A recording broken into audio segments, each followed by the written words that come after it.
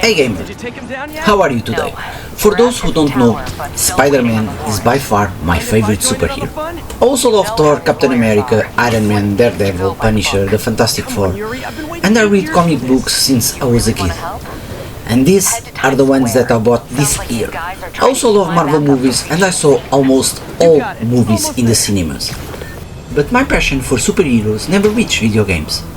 I remember playing Batman in my beloved Spectrum, and the amazing Spider-Man 1 and 2 in the original Game Boy when I was a kid, and that's it.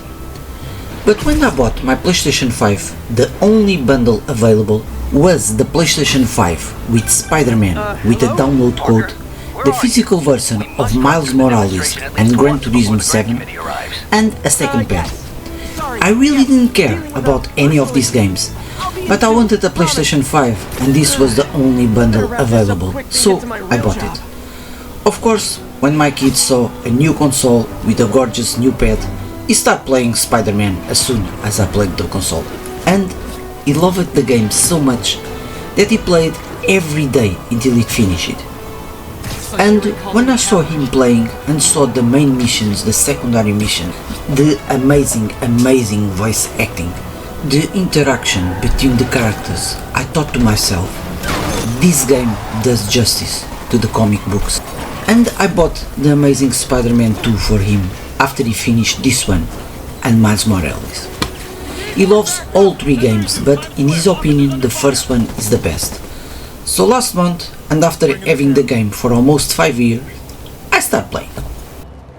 The gameplay is presented from a third-person perspective, and in my first minutes of gameplay, I love the Spider-Man movement and combat abilities. The graphics are great, everything is very detailed, and it was one of the games that impressed me the most in this department. We can navigate freely to New York City using his webs, and that is very easy to do. And I enjoying so much seeing the streets, the roof of the buildings, everything is so detailed that I spend one afternoon just looking for backpacks. We have main missions and secondary missions. Doing secondary missions help us to obtain and unlock new gadgets, suits and collectibles. The gameplay isn't just about walking and beating the bad guys. We also have puzzles to resolve, and sometimes we have to sneak to take down enemies silently. The fights are very faithful to the film and the books. Spider-Man is super fast and agile. We use 3 buttons, one for dodging, one for physical attacks and one for shooting webs. We can shoot the webs directly at the enemies as well as use them to throw objects at them. And talking about the enemies, I love the enemies designs. Some of them, such as Rhino and Vulture, I prefer the design in this game than the ones that we saw in the movies. Also, I hate that none of the movies we didn't saw Spider-Man fighting one of his most beloved enemies, Scorpion.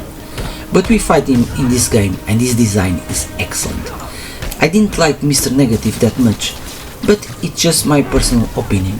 And one of the things I liked the most was the design of Peter, Mary Jane and Miles, but especially Peter and Mary Jane. They are perfect, not only their faces, but also their personalities, and in some parts we can also play with them.